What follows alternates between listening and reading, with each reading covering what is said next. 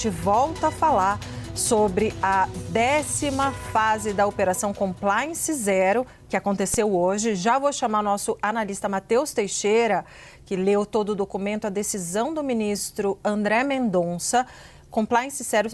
Zero, vocês lembram, né? Que é a que investiga fraude financeira, enfim, e tantos outros crimes ligados a Daniel Worcaro do Banco Master. Nessa decisão de hoje do ministro André Mendonça, o que mais que você destaca para a gente, Matheus? Débora, a decisão tem 24 páginas do ministro André Mendonça. Ele faz um resumo ali do que a Polícia Federal apontou e ele afirma que a Polícia Federal não fez meras conjecturas, ou seja, que a PF conseguiu comprovar por meio de documentos e provas de que sim, há sérios indícios de crimes. Um deles diz respeito a uma tentativa de intimidação à jornalista do jornal o Globo, Malu Gaspar, que vinha fazendo reportagens contra o Banco Master ainda antes do início desse grande escândalo, lá da primeira fase da Compliance Zero em novembro do ano passado. Ela entrou em contato algumas vezes com o Banco Master porque tinha apontamentos ali já de fragilidades financeiras e Daniel Worcaro então aciona Thiago Miranda e os dois passam a discutir como intimidar a jornalista para tentar impedir a produção dessas reportagens. A gente separou um trecho da decisão do ministro André Mendonça em que ele resume exatamente o que tinha sido essa atividade, essa tentativa. O ministro traz ali que Thiago Miranda, a pedido de Daniel Worcaro, vasculhou a vida da jornalista, conseguiu acessar inclusive dados financeiros e chegou a pedir informações sobre a estrutura familiar de Malu Gaspar, ou seja, não era uma intimidação apenas a ela, mas também a seus parentes. Diz o trecho ali que a gente lê, que além dos dados financeiros, ele obteve informações referentes à estrutura familiar da jornalista, com identificação de filhos, dados patrimoniais e cadastrais, ou seja, inclusive contra a família dela, e traz ali que ele teria buscado, em outro trecho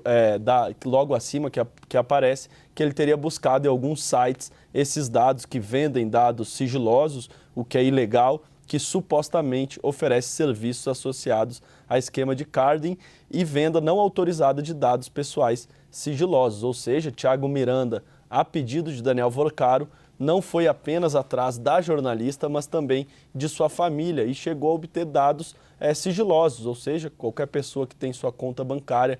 sob sigilo, como é de direito, mas não, nesse caso, de maneira ilegal, eles quebraram o sigilo bancário, obtiveram informações sobre a renda da jornalista, inclusive acerca de filhos dela. Isso a gente tinha já trazido na semana passada, que esses diálogos tinham sido encontrados no celular de Daniel Worcaro. Houve a busca e apreensão contra o ex-banqueiro, pegou-se o celular dele e dentro do celular, além de diversos diálogos que já, inclusive, levaram a outras etapas da Compliance Zero, por exemplo, em relação ao então presidente do BRB, Paulo Henrique Costa, que há conversas ali em que eles negociam uma propina de até 140 milhões, segundo a Polícia Federal, em imóveis de luxo. Também encontraram esses diálogos com o Thiago Miranda, que é dono de uma agência de publicidade aqui de Brasília e que atuava, portanto, como mais um braço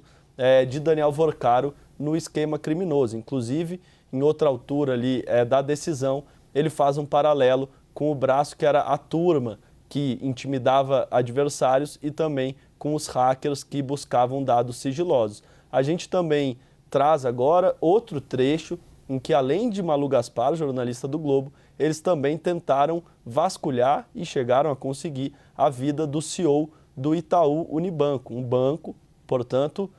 supostamente adversário, ou pelo menos na competição ali do sistema bancário. Segundo Daniel Worcaro nesse diálogo, Milton Maluhy Filho, que é então o CEO do Itaú Unibanco desde 2021, segundo Daniel Worcaro, está me causando muito problema, por isso que eles pedem, estou precisando fazer um levantamento sobre este CEO, porque estaria dando problema. Não há um detalhamento sobre quais problemas seriam esses, mas Thiago Miranda responde, deixa comigo. Ou seja, ele foi atrás das informações e, na sequência da decisão, o ministro André Mendonça, que faz esse resumo do que a Polícia Federal apontou, ele afirma que sim, chegou a conseguir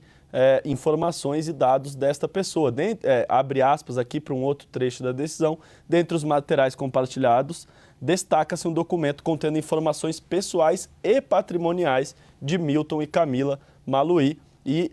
a análise do arquivo desses dados pessoais permitiu verificar a presença da identidade visual da agência de Thiago Miranda. Portanto, eles cometeram esses crimes, segundo a Polícia Federal, e não só cometeram, como deixaram rastros, porque esse documento compartilhado com dados do CEO do Banco Itaú, eles fizeram um levantamento desses dados e verificaram que há, inclusive, portanto, uma identificação da agência de Thiago Miranda, que, como eu disse, agora surge como mais um braço. Já se sabia da questão relativa à tentativa de descredibilizar o Banco Central, daquela ofensiva para que influenciadores criticassem a decisão de liquidar extrajudicialmente o Banco Master, mas além disso agora surge Thiago Miranda também, não só nessa tentativa de fazer uma ofensiva comunicacional em favor do Banco Master, mas além disso também serviu, segundo a Polícia Federal,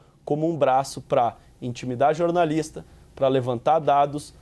de pessoas que eram vistas como desafetos de Daniel Vorcaro, e inclusive com a busca de dados sigilosos, com a quebra de dados sigilosos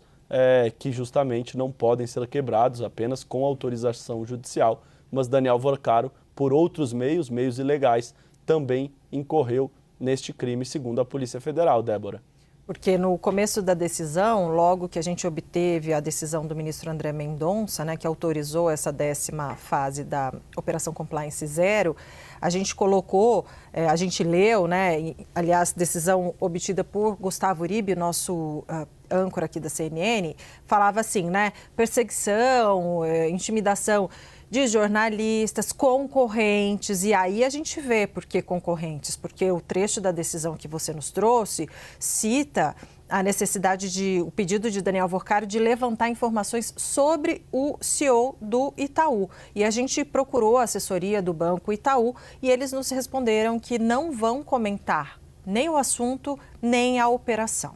Então, registrado aqui o posicionamento do Banco Itaú. Matheus, você volta daqui a pouco com mais destaques dessa decisão. Até antes de acabar o jornal, você vem com mais informações. E só nossa solidariedade para os colegas jornalistas, Malu Gaspar e também o próprio Lauro Jardim, que em outro momento também já veio à tona, né? Tentativas de, enfim, assédio ali, de calar os jornalistas. Então, nossa solidariedade como colegas jornalistas.